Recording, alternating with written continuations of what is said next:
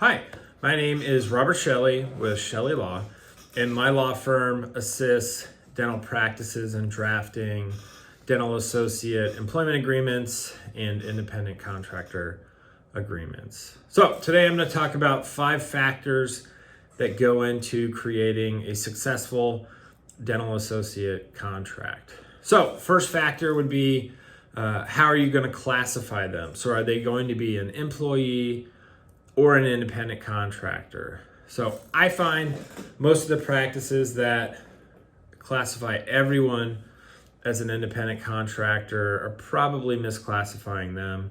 The IRS has a 20-factor test that kind of lists the factors of whether someone is an employee or an independent contractor. Most of the practices who want to classify everyone as an independent contractor just want to get out of paying employment payroll taxes, which is understandable as a business owner. But if someone's working for you 9 to 5, you're telling them when they have to work, what patients they have to see, all that type of thing, and then they're probably an employee. So, but there certainly are situations where someone who works for you is an independent contractor. Maybe they only work for you occasionally or just on the weekends or a few days a week, something like that. That would make more sense.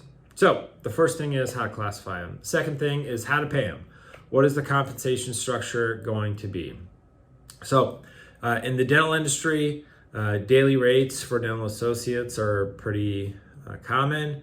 You could also do it via a base salary, or you could also do it with a net collections model, meaning that the dental associate only gets paid a percentage of what the practice collects, based upon their personally performed services. I think a hybrid makes the most sense. A daily rate certainly can protect a practice from, they're only getting paid when they show up, right? So most of the time, if they are getting daily rates, they're not getting paid time off, probably an independent contractor. But if you are going to employ them, and so they're employed dental associate, I think a combination of base salary and net collections productivity, makes a successful employee because they are incentivized, to do a lot of work, but they also have a minimum guarantee from the salary. So how you structure the compensation can kind of make or break a new employee. Certainly, you don't want to put the practice in a financial situation where they are in trouble based upon an unproductive employee. The next thing would be restrictive covenants. So the 2 most important things for a dental practice would be the non-compete and non-solicit. The nightmare scenario for a dental office owner is to bring a new dental associate in, and then they leave and they snag patients and they take key employees, and then they set up shop down the road. So having a strong non-compete and non-solicit can effectively stop that from happening. So you need to think about how long you want the non-compete and non-solicit to be. What's the geographic limitation from the office? Do you have multiple offices? That type of thing. And then when it comes to the non-solicit, certainly you don't want them actively soliciting patients or soliciting or hiring any employee. Normally that's worked for the practice in the last 12 months. The next thing would be malpractice insurance. It's relatively reasonable in the dental industry, but are you going to have a claims-made policy, an occurrence-based policy, and then who's going to pay for tail insurance? Normally, the dental practice will have a claims-made policy simply because it's cheaper than occurrence-based by about a third, and then you would make the dental associate pay for their own tail when they left. That just saves the practice money over time, and it's just kind of one more thing that the dental associate will have to think about when they decide whether to leave the practice or not.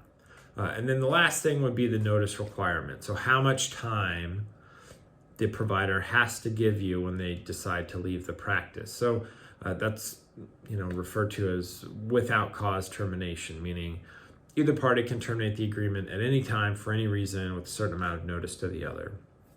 Normally, it's somewhere between 60 to 90 days. If you're on the practice side, certainly the longer amount of time you have to find a replacement, the better. And then the opposite is with the provider. The shorter amount of time is probably better for them. If they're going to want to move to a new job, most new jobs aren't going to want to have to wait 6 months for you to start for them. So those 5 factors kind of make or break a dental associate contract. I don't think it has to be the employer just putting the screws to the dental associate at all times. I don't think that makes for a long-term successful relationship. There does need to be give and take on both sides, but the practice certainly needs to protect themselves and make certain that they are setting up the practice to be successful long-term when they bring in a new dentist. So if you are a dental office and you're thinking of drafting a new employment agreement or independent contractor agreement, feel free to contact my law firm. Our contact information is in the description below, or you can always comment on the video and I'm happy to answer any questions that you have. So anyway, appreciate you watching the video. Thanks.